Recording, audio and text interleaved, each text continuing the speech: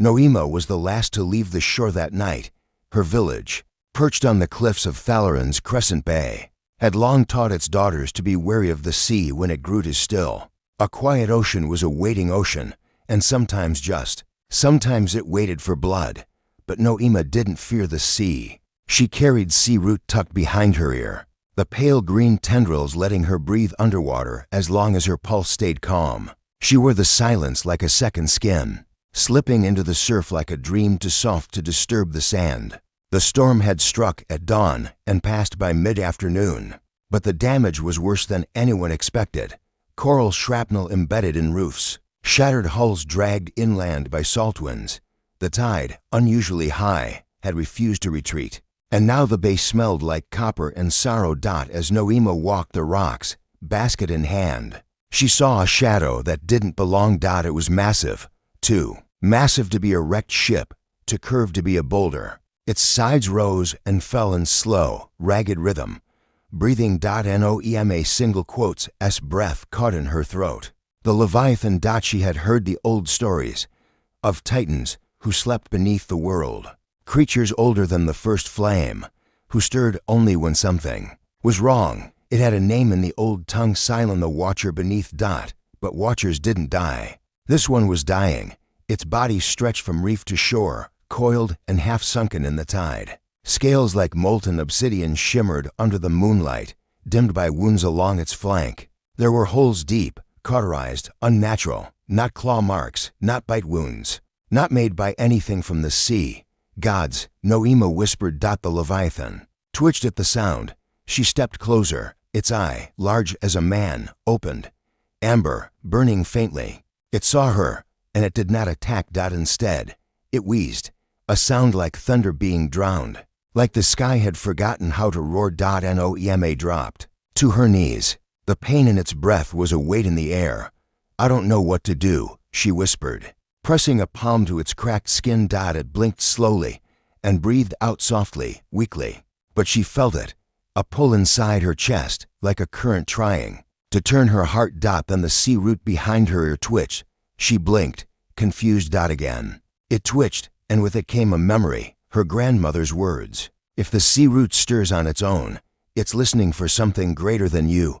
Noema hesitated, then reached behind her ear, pulled the root free, and held it in both hands. This is all I have, she told the Leviathan. Its breath, its life. I can give it to you. But she didn't finish the sentence, not because she feared what it meant, but because it already knew. The Leviathan moved its head, painfully slow, until its mouth hovered open. Before her, dark, vast, trembling. She stepped forward. Noema placed the sea root against its tongue. For a moment, nothing happened. Then it swallowed. Gently. The effect was immediate. The Leviathan shuddered. Its sides expanded. The glow in its eyes flared, brighter than before. The tide surged outward from its body, a pulse of force that sent the water racing back toward the reef. And Noema collapsed, breathless, when she woke. She was still on the beach, her clothes soaked, her pulse shallow. The sea root was gone. But the Leviathan was still there. And watching her. The villagers found her the next morning. Her cousin Harold carried her up the cliffs while the elders debated what the storm had brought in. She's not sick, Harold argued. Just weak, exhausted, and she's breathing fine without sea root. No one had an answer for that.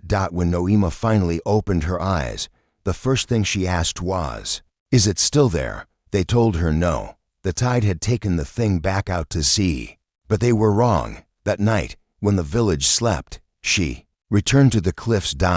And he was waiting, not at the shore this time but just beyond the reef, visible only in the pale glow of the twin moons, not moving, but watching. She didn't speak, didn't need to. In her chest, something stirred, a warmth that hadn't been there before.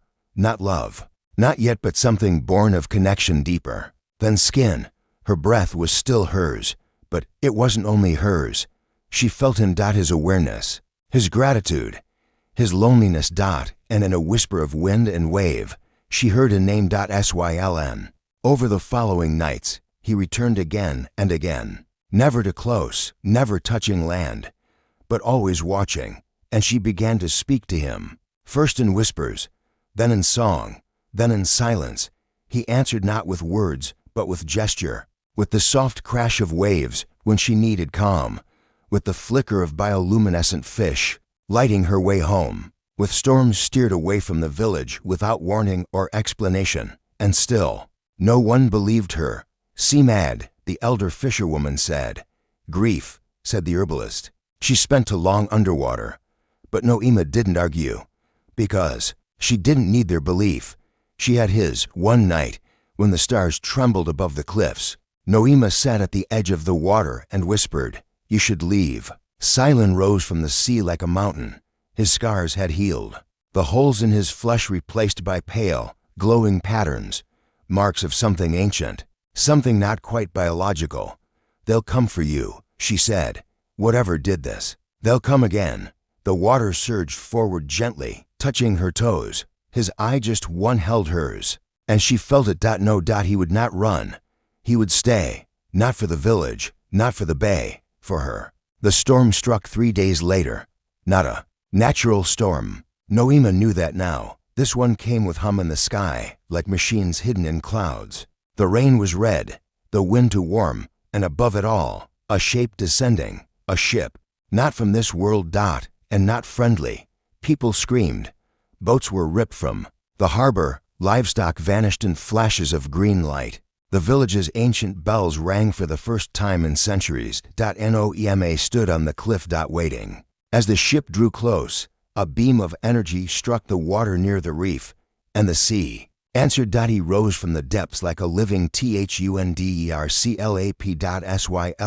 Reborn.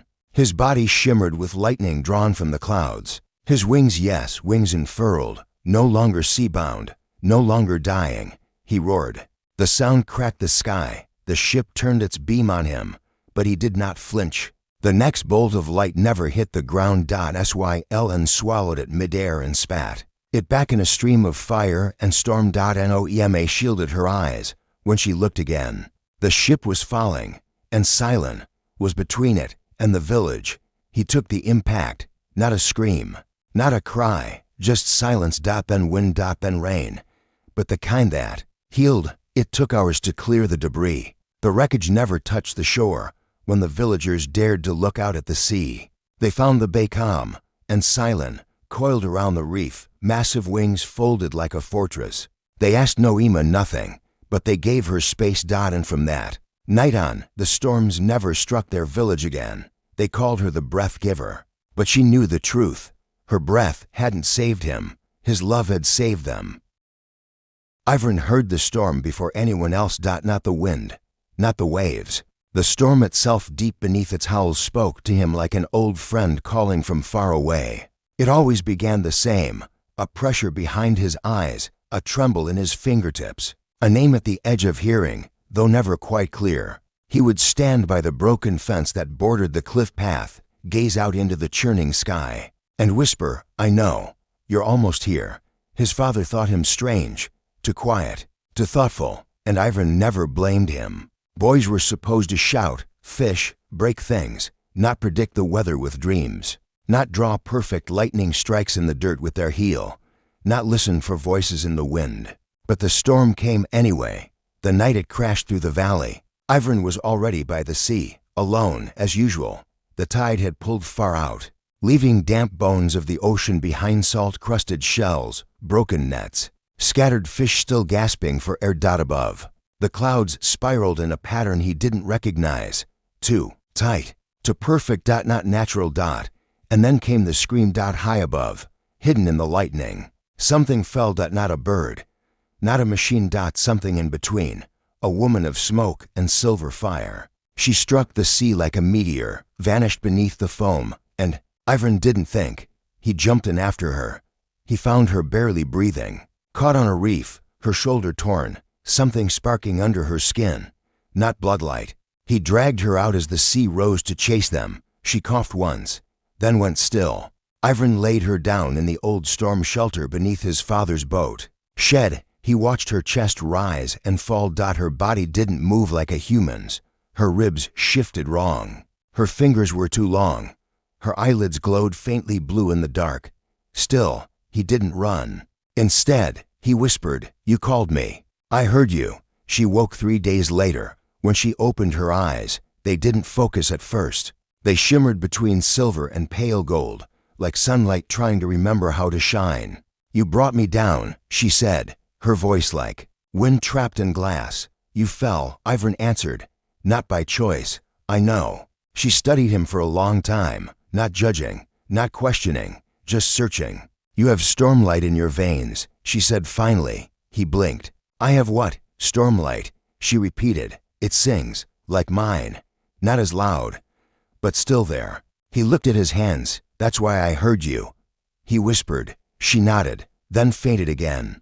Ivvern nursed her back with fish broth, salted biscuits, and rainwater caught in old jars. She didn't eat much, but she listened. To his stories, to his drawings on the dirt floor, to the way he described dreams he didn't understand. Her name, she finally told him, was Kere. Skyburn, exile, traitor. "Why a traitor?" he asked. "Because I fell," she said. "And because I didn't die. They wanted you dead. The skies have rules," she said. "I broke them." Ivvern didn't ask what rules. He didn't need to know. Some people are punished just for surviving. The first time she touched him, it was by accident. She had risen from the floor, still weak, reaching for a jar and stumbled. His arms caught her without thinking. Her skin was cold, but his heart burned. For a second, he saw everything. Cloud cities hovering above impossible cliffs. Beings made of light and thunder. Kere, younger, standing alone against a council of faceless voices. Her wings being torn from her, her fall, and then him, always. Him, like a whisper in her mind long before he pulled her from the sea. "You've always heard me," she said quietly. He nodded. "I didn't know it was you.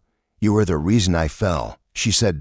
But her voice wasn't angry, just certain. "And the reason I lived." Over time, her strength returned. Her wounds closed, leaving trails of gold beneath her skin. She showed him how she could call lightning with a flick of her wrist, how she could taste the direction of the wind. How she still dreamed in pulses of light, even when the night was black. "And you?" she asked. "What can you do?" Ivvern looked out at the horizon. The storm had passed days ago, but something lingered in the air, a tension, a promise. "I think I'm still learning," he said. She smiled. They grew closer in the quiet, not in words, but in stillness, in how their breath matched when they sat beside the fire, in how Kere always looked up at the sky when Ivvern sang, in how he always turned to her just before she laughed.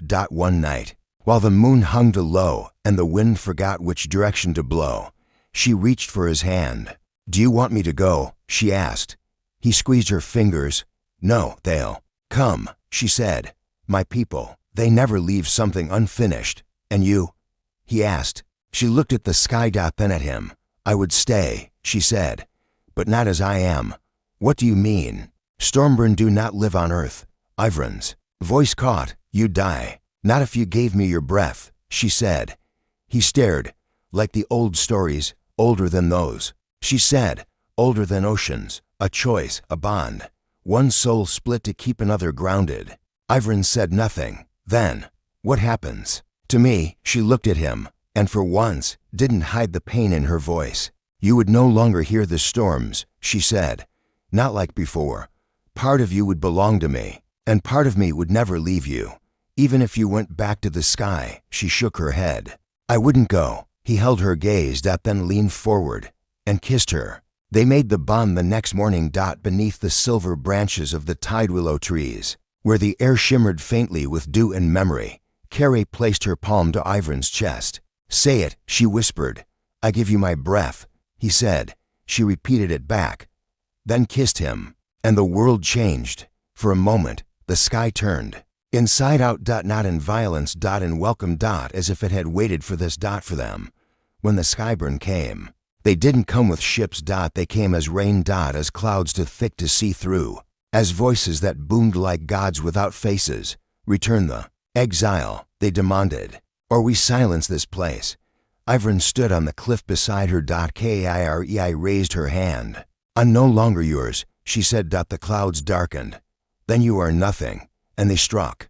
But the storm never reached the shore, because Kere raised Ivvern's hand, and together they sang. Light spilled from them in twin spirals, not violent, not loud. Truthful. It caught the incoming thunder in a net of calm. The clouds tried to pull away, but it was too late. The sea rose behind them, not angry, defiant. The Ivvern fled, the sky cleared, and Carey remained. They lived together now in a small house made of driftwood and moonglass, near the cliffs where she fell. Ivvern still draws lightning in the dirt. But now when he does, Carey sits beside him and adds stars. Sometimes they walk barefoot through the fields, hands intertwined, and when people ask who she is, Ivvern says, "She's the one the storm gave back to me." And when people ask her who he is, Carey says, "He's the reason thunder has a name." Astri didn't remember the color of the sea, but she remembered the way it moved, like a thought unfolding, or a lover turning over in their sleep. She was born with eyes the color of frostbitten coral, milky and unseeing. The midwives called it a curse. Her mother called it a blessing. "You don't see what's broken," she'd say, braiding Astri's hair beside the tide pools. "Just what's still breathing." And Astri felt everything: the pull of tides, the tremble of barnacles, the whispers of fish schooling far below the reef. By the time she was 12, she could free dive deeper than any boy in her village. By 16, she'd earned the name Blackbone, after the rare pearls she retrieved from the lowest trenches of the reef. But there was one place she never swam: the hollow reef. It was just past the third crest, where the water grew to still, and the light didn't reach. Sailors said it hummed, that their boats stalled above it, that compasses spun like caught insects, and dreams turned into memories you never lived. Astri wasn't afraid of it, she just respected it, until the day her breath led her there on its own. The sea was glass when she dove, the current slow, deceptive. She dove past her usual markers, past the stone arches where reef mice nested, past the blue tunnels filled with ghost-jellies. Until the water turned cold, so cold it felt like memory. And she heard the hum. A deep, bone-level vibration, not angry. Not hungry, just waiting. She should have turned back, but her body kept moving. Her hands touched rock, not coral, not seaweed, but carved stone, a ship's spine, long dead, crusted with time, and something pulsed below it. A heartbeat. As Tri reached forward, and the world breathed. She woke on the shore with lungs full of salt and hair tangled in kelp. Her dive rope was still around her waist, but its markers had been burned away, as if dragged through fire. Beside her sat a shell she didn't own, black, curved like a crescent moon. Warm to the touch, when she listened closely, she heard it whisper, "You came back." She returned to the reef the next night, not to dive. To listen. She sat cross-legged at the edge of the tide, the black shell in her lap. She tapped it once, then twice. Silence. Then a voice, low, deep, frayed at the edges like torn silk. "I remember you." She blinked. "Who are you?" "I was once called Naylan." "What? Where are you now?" A pause. "Tired." Over the next 3 weeks, she returned every night. They spoke only in fragments. He remembered being more, a man, a beast, a shape too large for names. She remembered dreams she'd never had of ships burning, of a man weeping on a reef made of teeth, of pearls turning black as they sank. "Are you cursed?" she asked once. "I chose this." "Why?" "To forget." "Forget what?" He didn't answer, but the tide pulled closer to her feet like a body aching to be touched. On the 21st night, she brought a pearl, one of her own, not Blackbone, not valuable, just hers. She placed it on the black shell. The tide took it. The hum deepened. "Thank you," he said. And for the first time, she felt his presence, not just a voice. A shape, a weight in the water. Large, ancient. But not terrifying. Lonely. "Why do you talk to me?" she asked one night, soaking wet and shivering on the rocks. "Because you never asked me to be anything else." "What do you mean?" "Everyone who comes here wants to break the curse, or take it, or bind it. You just talk." She smiled. "You're easier to talk to than most people." "I'm not a person. You sound like one." A pause. "I was, once." On the 33rd night, she brought her hand into the water. His shape rose just enough to let her touch a single scale. Larger than her palm, smooth as glass, pulsing faintly with light. It didn't feel like magic. It felt like skin. And when she pulled her hand back, she was crying. She didn't know why. He told her more after that. Not stories, just feelings. He had once loved and lost. Not to war, not to fire. To choice. He had chosen to die in the reef, binding his soul to the bones of the ship that betrayed him. So he would never forget the woman who left him. But over centuries, forgetting came anyway, until her voice. Her breath, her pearl. I'm not her, Astri whispered once, voice shaking. I know, but you want me to be. No. A pause, but you are yours in the same way she was hers. Unafraid, true. Astri dove again, this time, willingly. He led her through the hollow reef, guiding her hand along ancient ruins no one had seen in 1,000 years. He showed her the ship's bones. Showed her where he'd tied his name to the mast, hoping the sea would forget it. Showed her the blade that ended his human form, still rusting in coral. She touched it, and saw his memories, flashes of storm-kissed skin, a voice singing lullabies in a language lost to fire, a woman's silhouette, walking into the surf, and his scream, caught in stone. When she surfaced, she wept. He said nothing, but the tide wrapped gently around her ankles, cradling her like a lover. Days passed. The villagers noticed her change. She smiled more, stayed out longer. Refused marriage proposals with a soft certainty no one questioned. She's spoken for. The tide, which murmured once, watching Astri, vanished toward the reef. By who? Someone asked. The tide, which only smiled. By something the sea remembered. On the 50th night, Astri kissed the water. Not the surface. His shape rose higher. She placed both hands on the dark curve of his face. Part beast, part ghost, part man-shaped memory. If I gave you my breath, she whispered. What? Would you become less lonely? He said. Would you leave the sea? Only if you walked with me. She smiled. I'm blind. I'm lost. They stood equal in that moment. Broken in ways that fit. She gave him her breath beneath the full moon. Not sea root, not magic. Just hers. A ritual older than oaths, done in silence, through touch and trust. The sea boiled with light. The reef pulsed. And Naylan rose. Not fully man. Not fully beast, but something sacred. Something remembered. He carried her in his arms to the shoreline, where the tide receded for them like a curtain drawing back for a dance. The villagers saw him, and did not run, because his eyes held peace. And hers held love.